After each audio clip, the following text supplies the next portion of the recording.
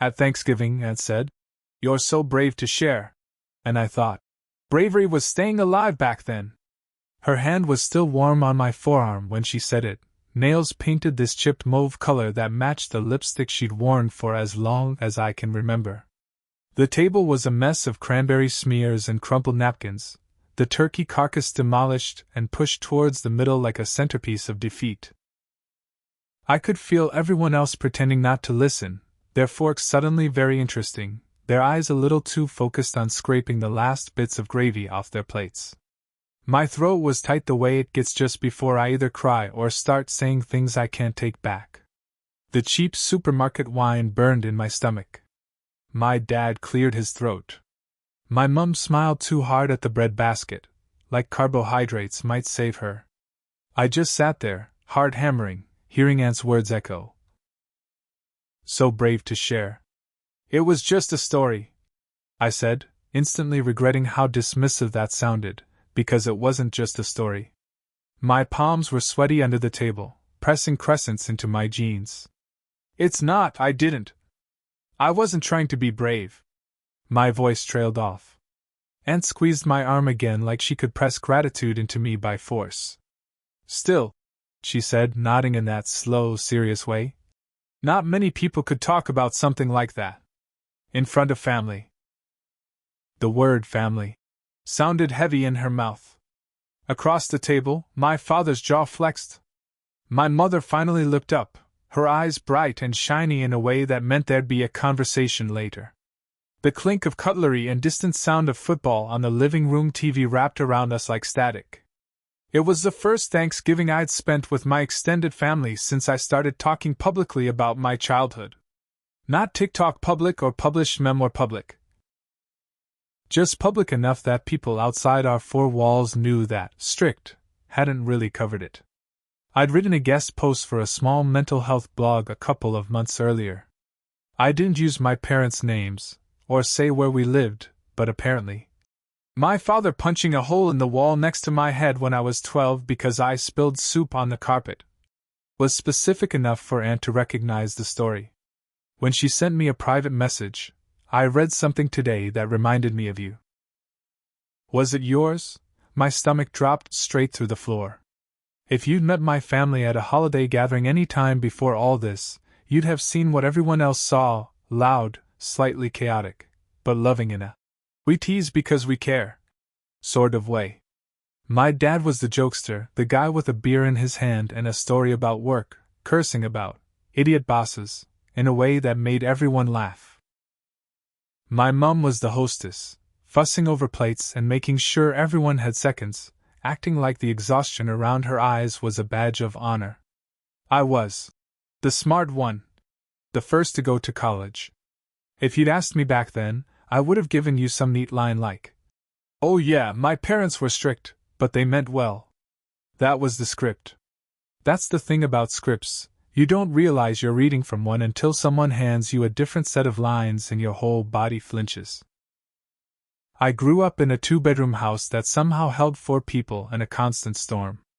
My brother and I shared a room until I was 10, when Mum decided I was too old to be around a boy, and moved me to the little box room at the end of the hall. The walls in our house were thin. I don't remember many nights of pure silence. There was always the TV, or Dad shouting at the TV, or my parents' voices ricocheting off the kitchen tiles late into the night. In therapy, my psychologist, Anika, asked me once, "What's your earliest memory of fear?" No one had ever asked me that before. They'd asked about earliest memory, sure, me on a swing, me at the beach with a bucket, me covered in birthday cake. But no one had asked when I first remember being scared. This is what came back. I'm maybe 5, sitting on the floor in front of the TV, watching some cartoon. Mum's in the kitchen. Dad comes home loudly. Keys dropped on the counter, heavy boots, the smell of cigarettes and sweat. He asks what's for dinner. Mum says, "Spaghetti." There's a pause. Then, "Again?" His voice goes sharp. There's the loud slam of a cupboard, the metallic clatter of pots. Mum snaps back something I can't make out. Suddenly there's shouting. The TV voices blur into the yelling. My chest tightens. I remember my little hand creeping towards the remote and turning the volume down, like maybe if I made the TV quiet, they'd get quiet too. That's the thing, even when it wasn't directed at me, it was around me. I breathed in their anger like second-hand smoke. It settled into my bones. There were the obvious moments, the ones that sound like TV scenes when I describe them now, the plate thrown in my direction when I said, at 14, that I didn't want to go to church anymore. The time Dad kicked my bedroom door so hard the frame cracked. The night Mum stood in the hallway shaking a stack of overdue bills in my face and screaming that if I insisted on doing that useless degree, we were all going to end up on the street. But the stuff that lingers, the stuff that really messed with my head, was quieter. It was being called overdramatic every time I cried. Being told, "You're making things up," when I tried to explain why I was scared. Having my diary read and then thrown at me because I'd written, "I hate it here," in the margins. It was the constant message that my perception of reality was flawed, that their version was the only one that mattered. "You're too sensitive," is what they said most often. "You blow everything out of proportion." For a long time, I believed them. Fast forward, I leave for college at 18, clutching my acceptance letter like a boarding pass to another planet. The campus is 3 hours away. Dad makes a joke about finally getting some peace and quiet. Mum cries and tells me not to forget where I came from. The first night in my dorm, I lie in my narrow bed, listening to my roommate softly snore, and my brain keeps waiting for a door to slam, for footsteps in the hall, for someone to yank the covers off and tell me to get up and clean the kitchen properly this time. Nothing happens. The quiet hum of the heating system is the loudest sound. I realize, with a weird mix of relief and sadness, that this is what it feels like when the air isn't thick with other people's moods. College is where I first hear the words, emotional abuse, in a way that doesn't sound like a punchline. We're in an intro psych lecture. The professor is listing different forms of maltreatment. "Not all abuse leaves visible bruises," she says, clicking to a slide. Bulleted points appear.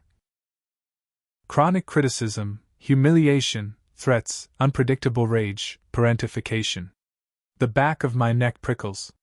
It feels like someone has just held up my childhood in PowerPoint form. Later, my friend Jenna says, "My ex used to guilt-trip me like that.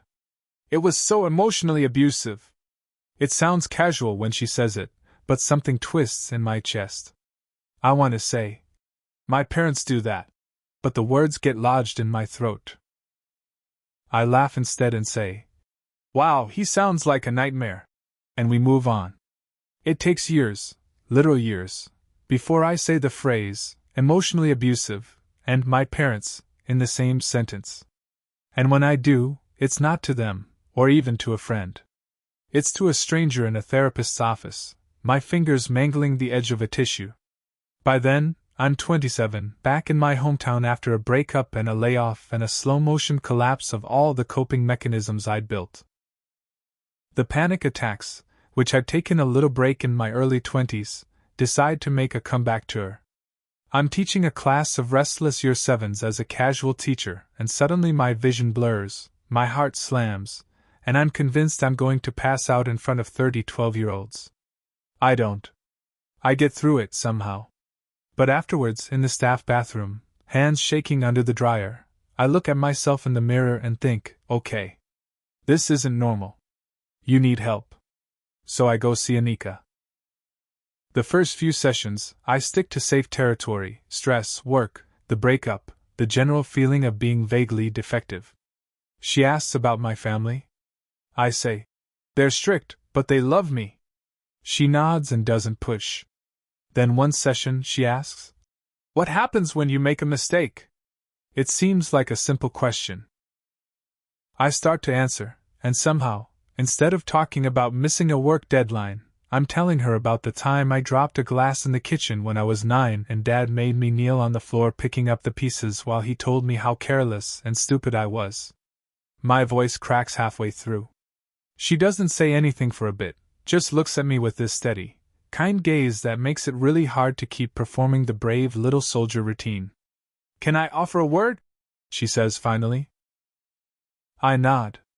That sounds emotionally abusive, she says. The room tilts, just a little. My first instinct is to protest. No, it wasn't like that, I say. He was just stressed. They always said I was clumsy. And it wasn't like he never punched me or. She gently raises a hand. Abuse isn't a competition, she says. Your pain doesn't have to reach some imaginary threshold to be valid.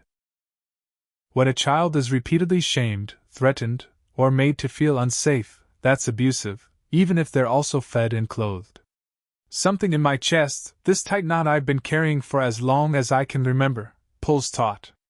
But they did their best. I say, because that's the line, that's the sacred cow. I don't doubt that, she says. And their best hurt you. Both can be true. I go home from that session numb. I make myself pasta and eat it standing up at the counter because sitting down feels too deliberate.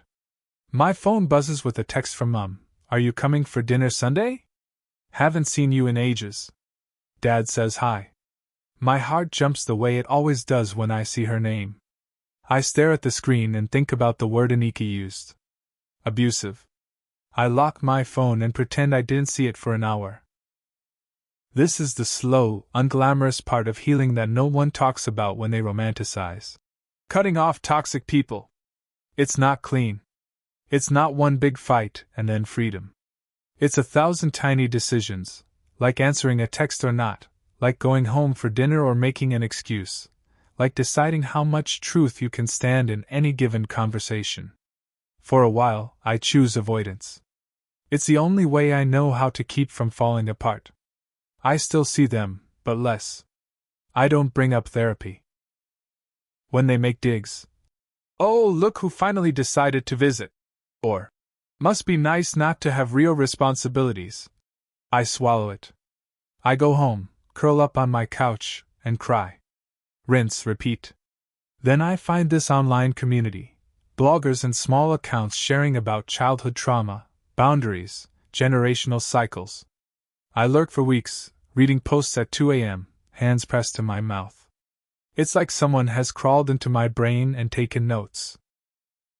People write things like, my parents were the heroes of their own story, and I was the villain any time I said I was hurt.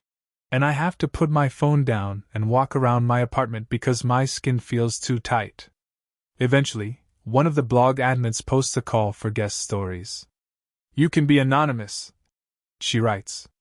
Sometimes telling your story in a safe space is the first step to reclaiming it. I open the email draft. Close it. Open it. Close it. This goes on for days. Finally, one night after a fight with Dad over the phone, him yelling that I never called just to say hi, me shaking so hard I spill tea on the counter, I sit down and write. I don't use names. I call myself. I call my parents. My caregivers. I write about being scared all the time. About flinching when voices rise. About cleaning the kitchen until midnight because Dad said he'd check with a white glove. And I believed he actually might. About Mom telling me, when I was 14 and struggling with school and friends, you think you have problems? You don't know what real problems are. I end the piece with something like, people call me brave now for talking about it. But back then, bravery was staying, surviving, making it to school the next day with my homework done. It was breathing quietly in the dark while someone raged in the next room. The talking feels like the aftermath. The survival was the battle. I send it. I immediately want to claw it back. The blog posted a week later. The comments are kind. People say same, and thank you, and I felt this in my bones. A couple of anonymous trolls show up to say, everyone has childhood issues, get over it.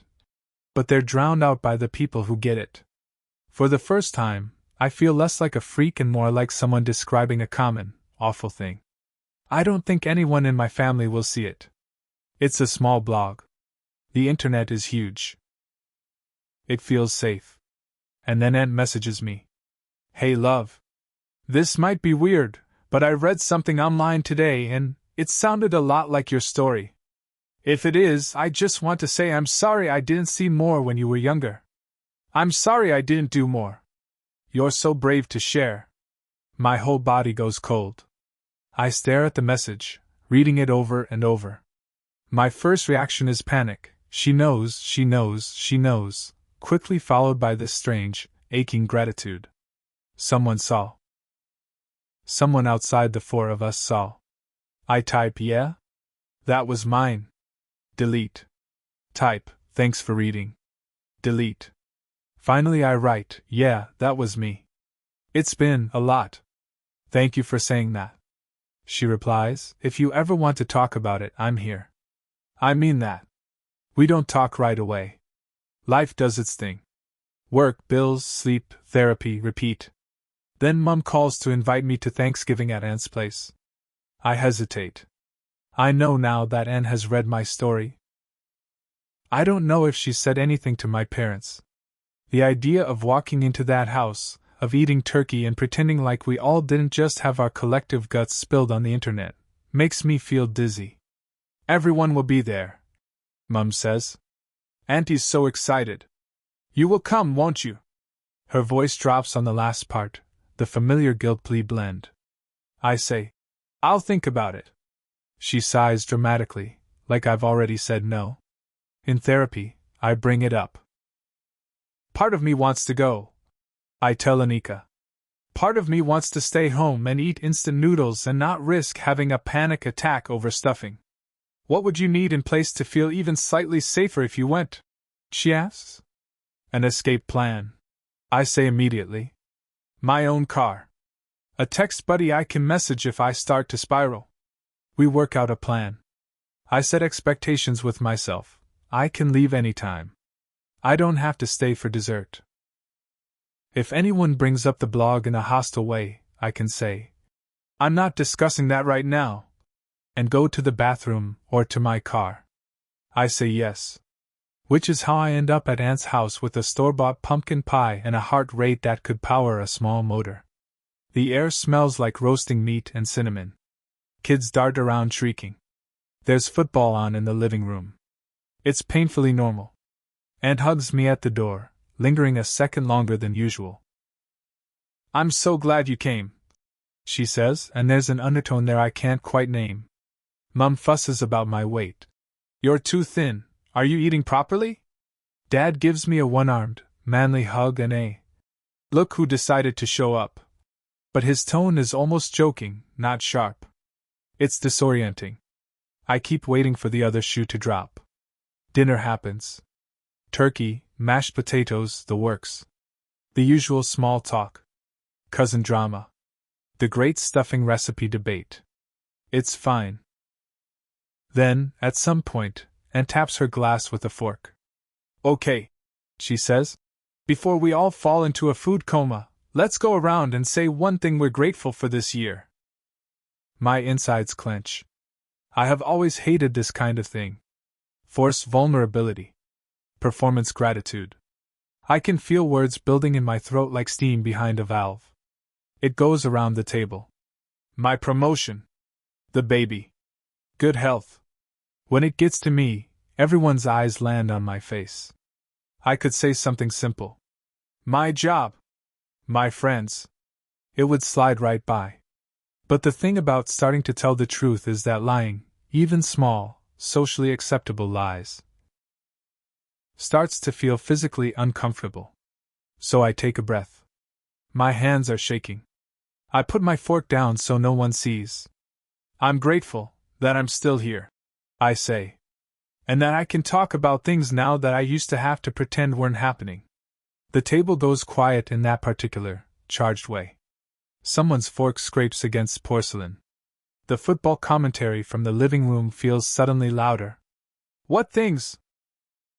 One of my younger cousins asks, because kids have no sense of conversational subtlety. I let out a tiny, humorless laugh. Just the past, I say. Stuff from when I was a kid. I've been talking about it in therapy. And I wrote some of it down recently. It's been hard, but also good. I guess I'm grateful I didn't keep it all bottled up forever. Mom's smile goes brittle. Dad takes a too big gulp of beer. Sam, my older brother, stares at his plate. Aunt looks at me steadily. Then she reaches over, touches my arm, and says the line, "You're so brave to share." And my brain, unhelpful goblin that it is, supplies instantly. Bravery was staying alive back then. Because that's what it felt like, growing up. Like staying was the brave thing, even when staying hurt. Like turning the TV down and tiptoeing around moods and learning how to cry silently were all part of some unspoken war effort.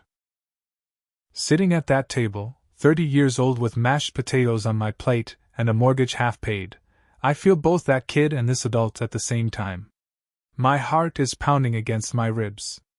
My palms are sweaty. My mouth is dry. I'm not in any physical danger, but my body hasn't gotten the memo. It still hears the raised voices from the past, smells the alcohol on Dad's breath, sees the way Mum's face hardens before she says something cutting. "Thanks," I manage to say to Aunt. It's weird. It doesn't feel brave. It feels exposed. Dangerous. Like calling the fire department while still standing in the house. Necessary. I settle on. She nods like she understands. I don't know if she does fully, but she's trying. That matters. After dinner, while Mom is clattering dishes in the kitchen with a little too much force, Aunt finds me on the back porch. I'm pretending to admire the neighbors' Christmas lights while secretly doing box breathing exercises. "Hey," she says, handing me a glass of water. "You did good in there." I said, like 3 sentences. I say. She shrugs. 3 more than a lot of people ever manage. She looks out at the garden, then back at me. "I really did read your piece, you know. The one about your dad and the wall. And other things." My cheeks burn. "Yeah, I figured," I say. She sighs, deep and heavy. "I always knew your house was intense," she says. "Your mom would call me and vent, or I'd hear shouting in the background when I dropped something off. I told myself it was just passionate parenting. Everyone was stressed. Money, work, life. I didn't let myself think about the kids in that house." I swallow. "It's not your fault," I say automatically, because that's my role, make everyone feel better, even when I'm the one bleeding. She shakes her head. "Maybe not," she says. "But I still wish I'd done more." "Taking you for a weekend. Asked different questions." "I don't know." She pauses. "When you wrote about wanting to disappear sometimes, when you were a teenager, I wanted to go back in time and shake myself. There's a part of me that wants to say, you don't get to feel worse than I do about my own childhood. There's another part that's just tired. We were all trying to survive." I say quietly. "You, them, me?" She doesn't argue. She just nods. "Anyway," she says, taking a sip of her drink, "I meant it. You're brave. Not just for what you went through, but for talking about it. For not letting it stay a secret." I look at her. The porch light catches the fine lines around her eyes. She's not some hero swooping in to save me. She's just another flawed adult who looked away when it was easier. And yet, right now, she's the only one in this family acknowledging my reality out loud. "I think the brave part was just not dying," I say. It comes out more bluntly than I intend. There were days it felt like my soul was trying to climb out of my body and leave. Getting through school, not doing something stupid, that felt like bravery. This talking part? It feels like trying to clean up after the battle. Her eyes fill with tears. "I'm glad you're still here," she says. So am I think, and it still surprises me a little. I won't pretend that Thanksgiving ended with some big, cathartic family reckoning. No one stood up and said, "We were wrong." Dad didn't apologize.